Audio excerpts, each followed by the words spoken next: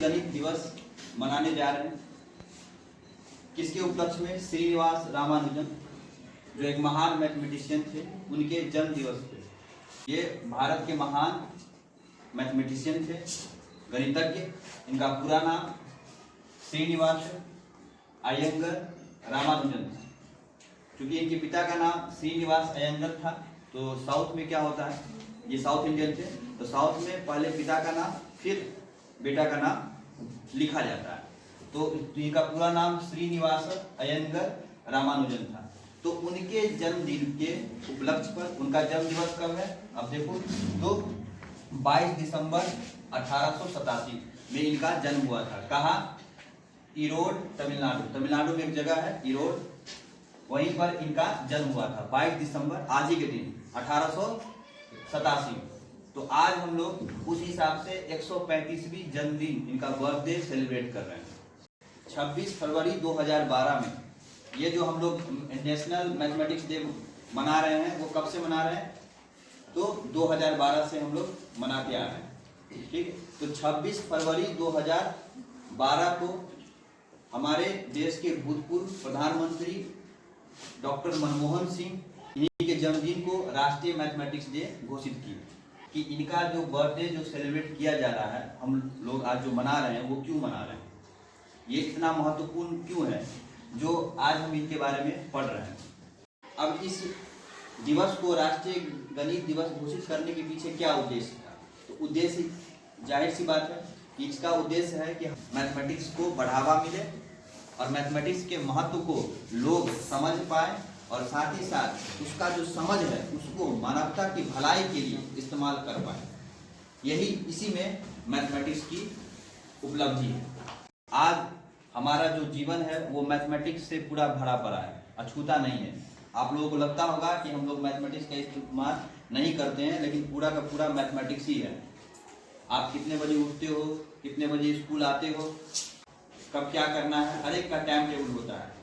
24 घंटा मिलता है, उस 24 घंटे को कैसे मैनेज करना है, उसमें भी आपका मैथमेटिक्स काम आता है। या आप दर्जी के पास जाते हो कपड़ा सिलवाने के लिए, वहाँ पर भी आपको वो मेजरमेंट लेकर ही इतना सुंदर सुंदर ड्रेस वो बना पाता है। या आप कहीं शॉपिंग मॉल में जाते हो तो अपने साइज के अनुसार से अपना ड्रेस चूज करते हो, वो भी एक क्या है, मैथमेटिक्स ही है, मेजरमेंट ही है। आज जितना जनसंख्या जो गणना होता है, डेमोग्राफी, उसमें गणना वो सारा गणितीय आधारित है। उस गणना के आधार पे गरीबी निकाली जाती है। कितना % गरीबी रेखा से नीचे है आदमी, सरकार को क्या क्या स्टेप उठाना चाहिए ताकि वो उनका जो है वो डेवलपमेंट हो सके। ये सारा क्या है, गणना ही है। आप क्लासरूम में पढ़ते हो, ठीक है, इस विद्यालय में मैं पढ़ती हूँ अपने अपने, तो हर एक साल आपका एक वार्षिक रिपोर्ट कार्ड बनता है। 2 बार एग्जाम होता है, उस एग्जाम में भी रिपोर्ट कार्ड बनता है। अगर हम वार्षिक मूल्यांकन की बात करें तो उस मूल्यांकन में भी आपको हर एक सब्जेक्ट का रिपोर्ट रहता है, और उस आधार पे कोई आदमी या कोई पर्सन ये प्रिडिक्ट कर सकता है कि आप उस सब्जेक्ट में कितने अच्छे हो। ये सब क्या है, मैथमेटिकल कैलकुलेशन ही है, गणना ही है। तो हमारे डे टू डे लाइफ में ये मैथमेटिक्स पूरा का पूरा क्या है, भरा पड़ा है। ठीक है, अगर आप चाह के भी इससे नहीं बच सकते। एक डॉक्टर जो आपको मेडिसिन देता है वो भी नाप तोल के ही देता है। आप कितने उम्र, पहले आपसे एज पूछेगा, है ना, कि आपका एज कितना है, उस आधार पे कितना mg का दवा चलना चाहिए, कितना पावर का दवा चलना चाहिए, उस हिसाब से वो कैलकुलेट करता है। ये क्या है, मैथमेटिकल मेजरमेंट ही तो है। क्या मैथमेटिकल मेजरमेंट्स के कारण ही आज ये मकान बना हुआ है। जो बिल्डिंग आप जिसमें आप बैठे हो, जो बेंच और टेबल के इस्तेमाल करके आप बैठे हुए हो, वो क्या है, मैथमेटिकली ना मेजरमेंट से बना हुआ है। 4 आदमी के लिए बैठना है, 4 आदमी अगर बैठेगा तो कितना लंबाई चौड़ाई होनी चाहिए, ताकि 4 आदमी का वो फिर वजन वो भी ना झेल पाएगा। वो सारा मैथमेटिकल है। श्रीनिवास रामानुजन के बारे में आपको थोड़ा बतला दें, इनके थोड़ा जीवन के बारे में आपको बताएं, ताकि आप लोग भी इससे प्रेरित होकर के आगे अच्छे से अच्छे काम को अंजाम दें। तो श्रीनिवास रामानुजन, तो हम केवल अभी हम रामानुजन वर्ड का इस्तेमाल करेंगे। ठीक, तो रामानुजन का जो जन्म है, जैसा कि आप लोगों को पता है, 22 दिसंबर आज ही के दिन 1887 में ईरोड तमिलनाडु में हुआ था। और मृत्यु कब हुई थी उनका? 26 अप्रैल 1920 ईस्वी में। मतलब अगर कहें तो 33 वर्ष की छोटी आयु में इनकी मृत्यु हो गई थी। और इनकी जो मृत्यु हुई थी उसका मूल कारण था टीबी। क्षय रोग के कारण से इनका मृत्यु हो गया। अब उस समय टीबी का दवा नहीं होता था। आज जैसे टीबी का है ना दवा, मर गए उस अभाव में। तो अब हम इनके बाल्यकाल की बात करें तो ऐसा कहा जाता है कि जो श्रीनिवास रामानुजन थे वो अपने जन्म के 3 सालों तक नहीं बोल पाते थे। तो उनका जैसे कि मम्मी पापा जो घर के सदस्य हैं वो काफ़ी परेशान रहते थे कि ये बच्चा 3 साल का हो गया और एक वर्ड सही से नहीं बोल पा रहा, आगे ये सही से पढ़ पाएगा लिख पाएगा कि नहीं, समझ में नहीं आ रहा। लेकिन जैसे ही उनका प्रवेश प्राथमिक विद्यालय में किया गया उसके बाद इनमें काफ़ी ज़्यादा सुधार आया और ये इतने विद्वान हो गए कि आज आप इनके बारे में पढ़ रहे हैं। तो ये कोई ज़रूरी नहीं है कि जो बच्चा शुरू में नहीं पढ़ लिख रहा है वो आगे जा करके नहीं पढ़ सकता। क्लियर? तो इन्होंने 12 साल की उम्र में ही त्रिकोणमिति के बारे में अच्छी जानकारी प्राप्त कर ली थी। उसमें कह सकते हैं महारत हासिल कर ली थी 12 साल की उम्र में ही। जिस समय इनका जन्म हुआ 1887 में, उस समय भारत जो है हमारा देश आज़ाद नहीं था, अंग्रेजों की गुलामी में जी रहा था। और उस समय हमारे देश में शिक्षा का प्रचार प्रसार उतना था नहीं, लोग उतना ज़्यादा शिक्षित नहीं होते थे। ये मिडिल स्कूल में जब थे तो पूरे स्कूल में सबसे ज़्यादा नंबर लाए। अब हाई स्कूल में भी थे तो ये हाई स्कूल में रहते बड़े बड़े क्लास का भी मैथमेटिक्स बनाते थे, क्योंकि इनका दिमाग जो था पूरा का पूरा मैथमेटिक्स बेस्ड था। और ये इनका व्यवहार इतना सौम्य था कि इससे कभी भी किसी से झगड़ा ही नहीं होता था, इतना सौम्य विचार किया, और जिसके कारण से इनको छात्रवृत्ति मिला और वो चले गए सीनियर सेकेंडरी, मतलब 11वीं 12वीं आगे 11वीं 12वीं की पढ़ाई करने के लिए। लेकिन 11वीं 12वीं की पढ़ाई करते समय इनके साथ थोड़ा प्रॉब्लम हुआ। अब क्या प्रॉब्लम हुआ कि इनको मैथमेटिक्स में ज़्यादा रुचि था। मैथमेटिक्स में ज़्यादा रुचि होने के कारण से अदर जो सब्जेक्ट है वो उस पर ध्यान ही नहीं देते थे। नतीजा ये हुआ कि जब 11वीं का रिजल्ट आया तो मैथमेटिक्स में पूरे 100 में 100 नंबर इनको मिला, लेकिन और सब्जेक्ट में फेल हो गए। फेल होने के कारण से जो छात्रवृत्ति इनको मिल रही थी वो रोक दिया गया, क्योंकि आप अगर मेरिटोरियस स्टूडेंट हैं तो आपको सभी सब्जेक्ट में अच्छा होना है। लेकिन ये बेचारे इनको मैथमेटिक्स में ही मन लगता था, अदर सब्जेक्ट पे ध्यान ही नहीं देते थे, चाहे SST हो या जो भी सब्जेक्ट हो। उनके कारण से इनका छात्रवृत्ति रोक दिया गया। ठीक, अब उसके बाद कुछ करके ये प्राइवेट से अपना एग्जाम दिए, फिर भी फेल हो गए। मन कहाँ लगता था इनको मैथमेटिक्स पढ़ने में, केवल मैथमेटिक्स। लेकिन क्लास में कुछ भी सब्जेक्ट चल रहा है मैथमेटिक्स छोड़ करके ये अपना ले करके अपना मैथे बनाते रहते थे क्लास में। और सब्जेक्ट में 0, लेकिन मैथमेटिक्स में ये हीरो थे, इनका टक्कर का कोई नहीं था इंडिया में। अब रही बात ये इंग्लैंड कैसे गए। ठीक, तो ये जो रिसर्च करते थे तो इनके पास एक नोटबुक हुआ करती थी, जो भी रिसर्च किए, जो भी फार्मूला तैयार किए, वो नोटबुक, सारा नोटबुक में ये अपने फार्मूला को लिखते थे। और जहां जहां जैसे जाते थे तो वहां पर वो लेकर के जाते थे और लोगों को दिखाते थे कि ये मेरा फार्मूला है। तो एक बार ये अपने फार्मूले को वहां के जो DM थे उनको लेकर गए, उनके पास लेकर के गए उन्होंने। और वो जो DM थे वो भी काफ़ी ज़्यादा मैथमेटिक्स के विद्वान थे। तो जब वो इनके फार्मूले को देखे तो वो लगा कि नहीं ये इनमें काबिलियत है, उन्होंने इसको आगे बढ़ाया। बाद में फिर उस समय ब्रिटिश, क्योंकि हमारा जो कंट्री था वो ब्रिटिश के अंदर था, इंग्लैंड का शासन था। तो उस समय इंग्लैंड के सबसे जो महान वैज्ञानिक में जो गिने चुने में नाम आता था हार्डी का, हार्डी, इसीलिए यहाँ पे हार्डी नाम है, तो हार्डी का था, GH हार्डी, उनका नाम आता था।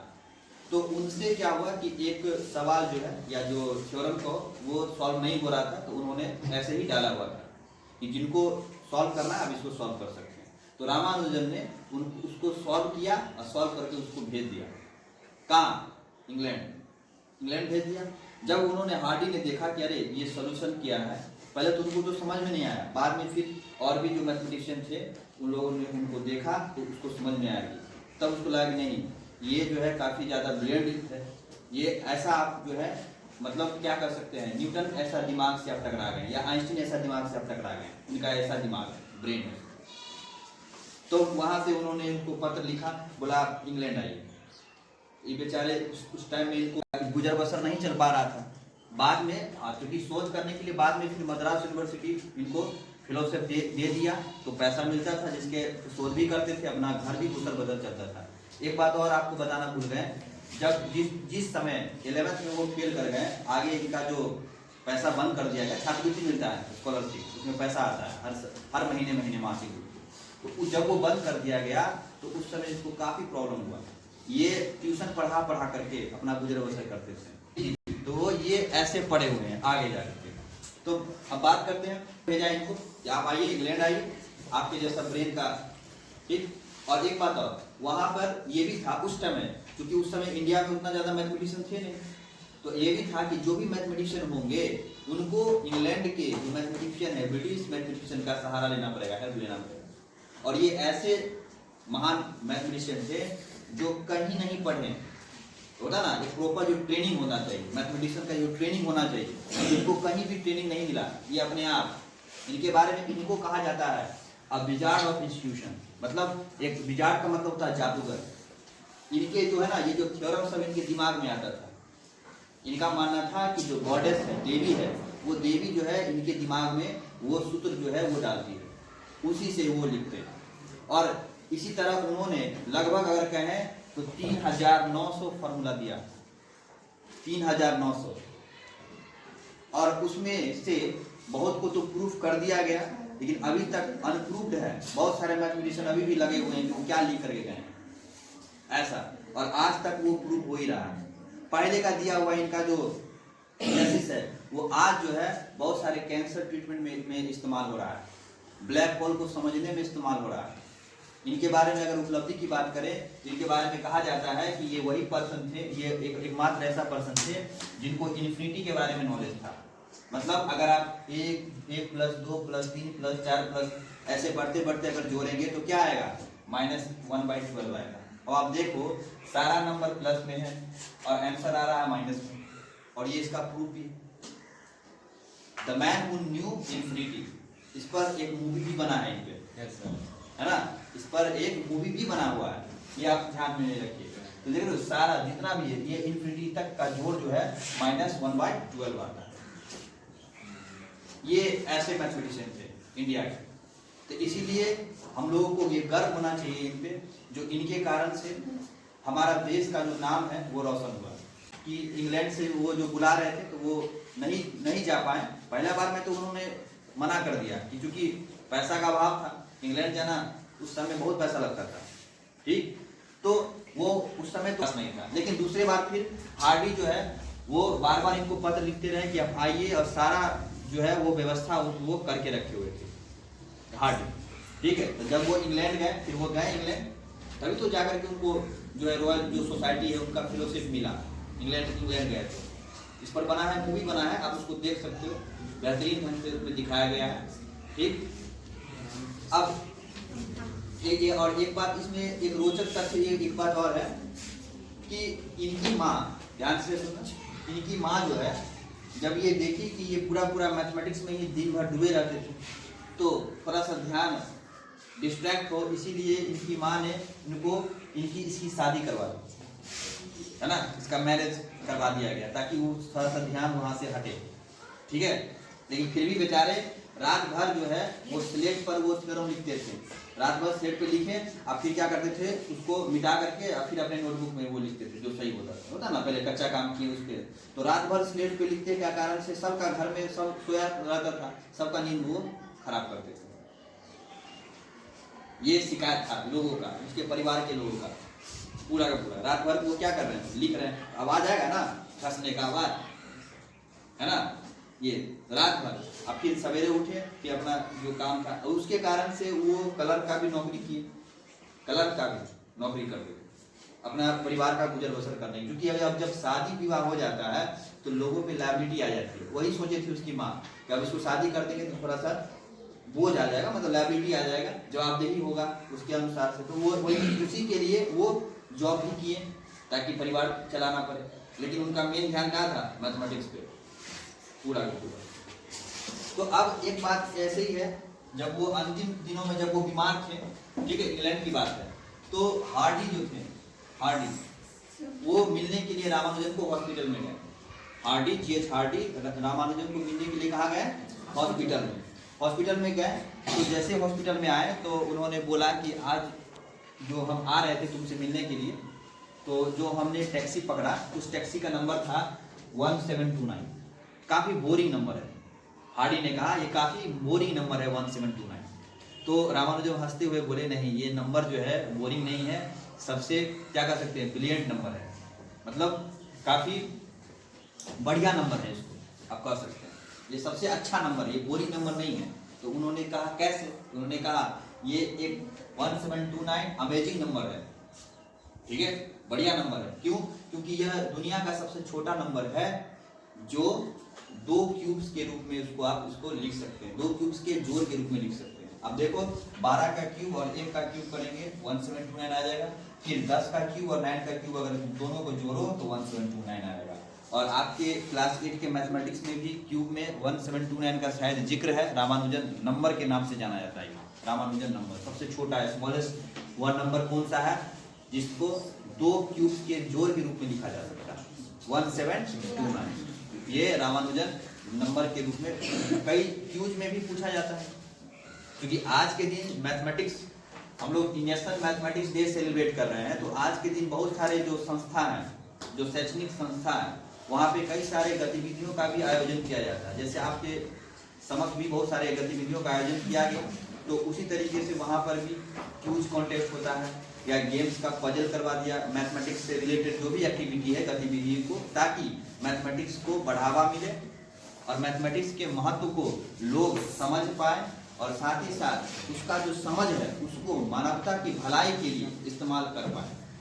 यही इसी में मैथमेटिक्स की उपलब्धि है। मैथमेटिशियन है जो अपना कंट्रीब्यूशन तो दे ही रहे हैं, लेकिन कुछ क्या होता है कि कुछ गलत माइंडेड भी होता है। हम लोग जो नॉलेज लिए, अब जैसे अभी हम रॉकेट बना रहे हैं सबको, वो इंटरटेनमेंट करने के लिए बोले थे हवाई फाइट, और ले लेके मार रहा है, तो वो गलत बात है, किसी को हर्ट में हो जाएगा। अब चाकू दिया गया, आप एप्पल काटिए, सेब काटिए, सब्जी काटिए, अब किसी का गला काट रहे हैं, वो भी गलत देते हैं। उसका मैन काइंड के लिए इस्तेमाल करना चाहिए। मैन काइंड मतलब मानवता की भलाई के लिए इस्तेमाल करना चाहिए। तो जो भी मैथमेटिशियन से रिलेटेड है, जो हम लोग इस्तेमाल करेंगे उसी से रिलेटेड होगा। क्लियर?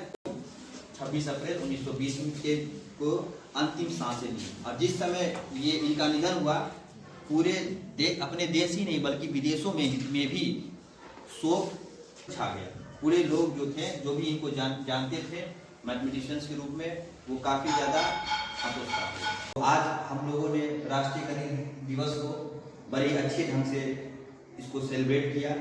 श्रीनिवास रामानुजन के बारे में जानकारी प्राप्त की कि वो कितने महान मैथमेटिशियन थे, और हमें उम्मीद है कि आप लोगों को भी इसी तरह कुछ अपने ही फील्ड में कुछ अच्छे काम कीजिएगा, ताकि मानवता की भलाई हो सके, पर्यावरण की जो क्वालिटी है वो दुरुस्त हो सके, हमारा देश, हमारा राज्य का नाम जो है पूरे विश्व के मानचित्र पर अमर रहे। तो इसके साथ आज हम यही इसको समाप्त करते हैं। धन्यवाद।